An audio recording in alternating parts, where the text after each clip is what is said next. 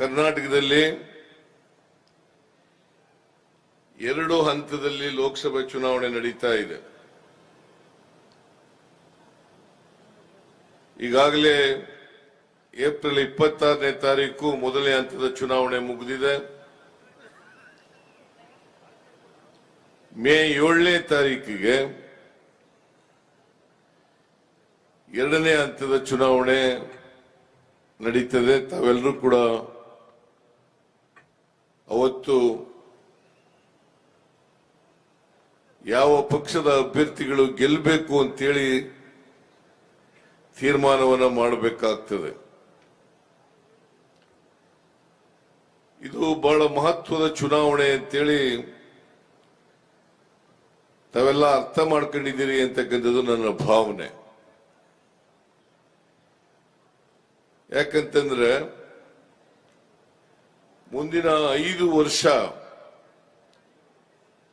ಯಾವ ಪಕ್ಷ ಅಧಿಕಾರದಲ್ಲಿರಬೇಕು, ಈ ದೇಶದ ಭವಿಷ್ಯವನ್ನ ಯಾರು ನಿರ್ಮಾಣ ಮಾಡ್ತಾರೆ, ಈ ದೇಶದಲ್ಲಿರ್ತಕ್ಕಂಥ ಬಡವರು, ದಲಿತರು, ಹಿಂದುಳಿದವರು, ಅಲ್ಪಸಂಖ್ಯಾತರು, ರೈತರು, ಮಹಿಳೆಯರು, ಕಾರ್ಮಿಕರು ಅವರೆಲ್ಲರ ಆರ್ಥಿಕ ಸಾಮಾಜಿಕ ಶಕ್ತಿಯನ್ನ ಯಾರು ಕೊಡ್ತಾರೆ, ಯಾರು ಮಾತು ಕೊಟ್ಟಂತೆ ನಡ್ಕೋತಾರೆ, ಯಾರು ಮಾತು ಕೊಟ್ಟಂತೆ ನಡ್ಕೊಳ್ಳಲ್ಲ ಅಂತಕ್ಕಂಥದನ್ನ ತಾವೆಲ್ಲರೂ ಕೂಡ ಪರಿಶೀಲನೆಯನ್ನ ಮಾಡಬೇಕು ಅಂತೇಳಿ ನಿಮ್ಮಲ್ಲಿ ಮನವಿಯನ್ನ ಮಾಡಲಿಕ್ಕೆ ಬಯಸ್ತಾ ಇದ್ದೇನೆ.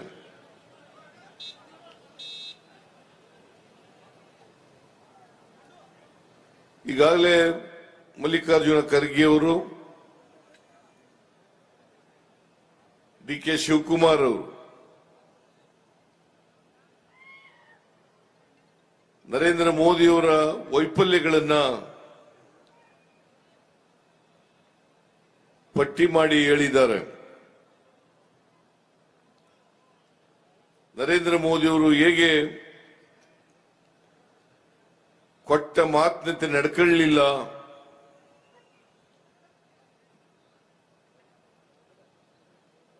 ಈ ದೇಶದ ಅಭಿವೃದ್ಧಿಯನ್ನ ಮಾಡ್ತಕ್ಕಂಥದ್ರಲ್ಲಿ ವಿಫಲರಾಗಿದ್ದಾರೆ,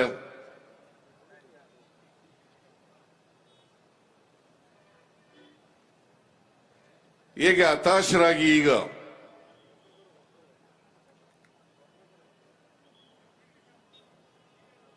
ಬಾಯಿ ಬಂದಂತೆ ಮಾತಾಡ್ತಾರೆ, ಅಸಂಬದ್ಧವಾಗಿ ಮಾತಾಡ್ತಾರೆ.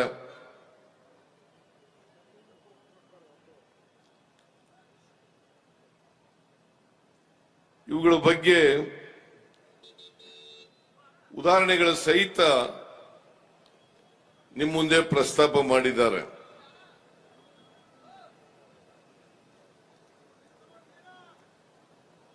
ನರೇಂದ್ರ ಮೋದಿಯವರು 2014ರಲ್ಲಿ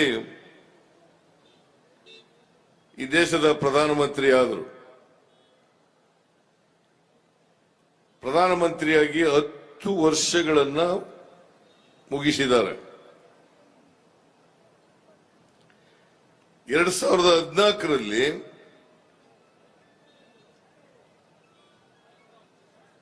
ಈ ದೇಶದ ಜನರಿಗೆ ಯಾವ ರೀತಿಯ ಕನಸನ್ನ ಬಿತ್ತಿದ್ರು,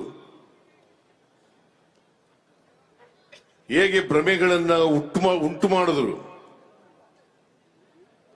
ಜನರು ಭ್ರಮಾಲೋಕದಲ್ಲಿ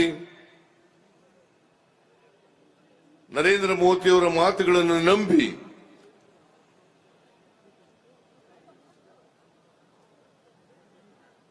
ನರೇಂದ್ರ ಮೋದಿಯವರಿಗೆ ಮತವನ್ನ ಕೊಟ್ಟರು.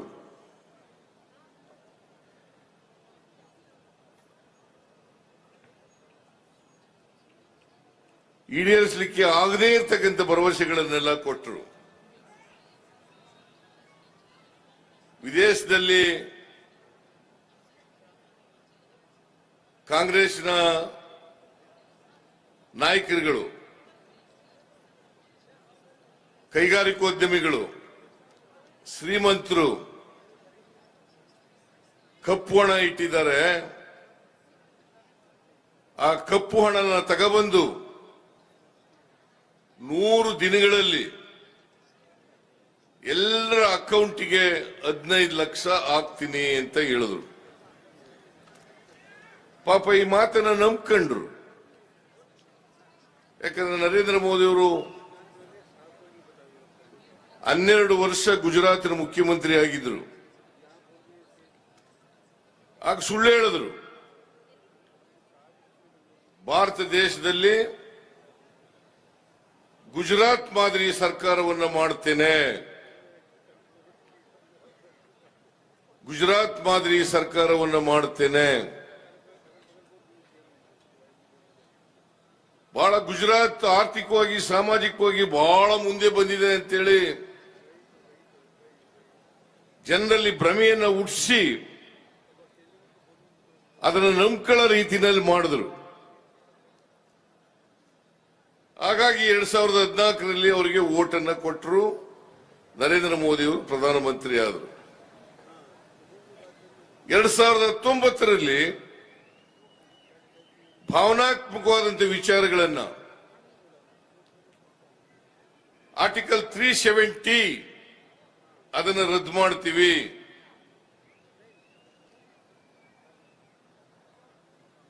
ನಾವು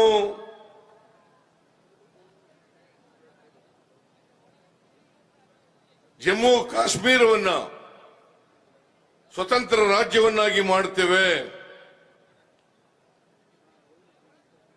ಅದಕ್ಕೆ ವಿಶೇಷ ಸ್ಥಾನಮಾನಗಳನ್ನು ತೆಗೆದಾಕ್ತೇವೆ ಅಂತೇಳಿ 370 ರದ್ದು ಮಾಡಿದ್ರು. ಆಮೇಲೆ ಪುಲ್ವಾಮಾ ವಿಚಾರವನ್ನ ಪ್ರಸ್ತಾಪ ಮಾಡಿ ನರೇಂದ್ರ ಮೋದಿಯಿಂದ ಮಾತ್ರ ಈ ದೇಶವನ್ನು ರಕ್ಷಣೆ ಮಾಡಲಿಕ್ಕೆ ಸಾಧ್ಯ ಆಗ್ತದೆ ಅಂತಕ್ಕಂಥ ವಿಚಾರವನ್ನ ಜನರಿಗೆ ಮಾರುಕಟ್ಟೆ ಮಾಡಿ 2019ರ ಲೋಕಸಭಾ ಚುನಾವಣೆಯನ್ನು ಕೂಡ ಗೆದ್ದರು. ನರೇಂದ್ರ ಮೋದಿ ಅವರೇ, ಈಗ ನಿಮ್ಮ ನಿಜವಾದ ಬಣ್ಣ ಜನಗಳಿಗೆ ಗೊತ್ತಾಗಿದೆ. 2000ರಲ್ಲಿ ಹೇಳಿದಂತ ಅನೇಕ ಭರವಸೆಗಳು ನೀವು ಈಡೇರಿಸಲಿಕ್ಕೆ ಸಾಧ್ಯ ಆಗಲಿಲ್ಲ. ಭಾವನಾತ್ಮಕವಾದಂತಹ ವಿಚಾರಗಳನ್ನ ಹೇಳಿ ಜನರನ್ನ ತಪ್ಪು ದಾರಿಗೆ ಎಳೆದು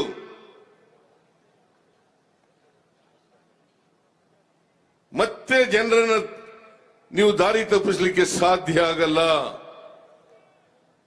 ಜನರಿಗೆ ನಿಮ್ಮ ನಿಜವಾದಂತ ಬಣ್ಣ ಗೊತ್ತಾಗಿದೆ. ಅದರಿಂದ 2024ರ ಲೋಕಸಭಾ ಚುನಾವಣೆ ಜನರು ಇವತ್ತು ನರೇಂದ್ರ ಮೋದಿ ಅವರ ಸುಳ್ಳುಗಳನ್ನ ಅರ್ಥ ಮಾಡ್ಕೊಂಡಿದ್ದಾರೆ. ಅದಕ್ಕೋಸ್ಕರ ನರೇಂದ್ರ ಮೋದಿ ಅವರು ಈ ಸಾರಿ ಸೋಲ್ತೀವಿ ಅಂತಕ್ಕಂಥ ಭಯದಿಂದ ಹತಾಶರಾಗಿದ್ದಾರೆ.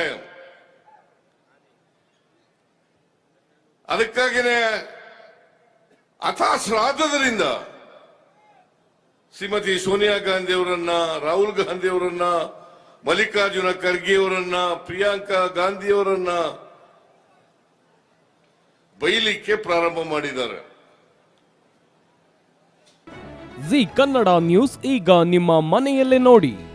ಎಲ್ಲ ಕೇಬಲ್ಗಳಲ್ಲಿ ಈಗ ಲಭ್ಯ. Sun Direct 292, Jio TV 1334, U Digital 162, City Cable 51, GTPL 17, Abhishek Cables 821, Rock Line Telecommunication 51, Shri Basaveshwara number 60, Vinayaka digital number 53, In Digital number 896ರಲ್ಲಿ. ನಿಮ್ಮಿಸ್ತದ ಜಿ ಕನ್ನಡ ನ್ಯೂಸ್ ನೋಡಿ ಆನಂದಿಸಿ.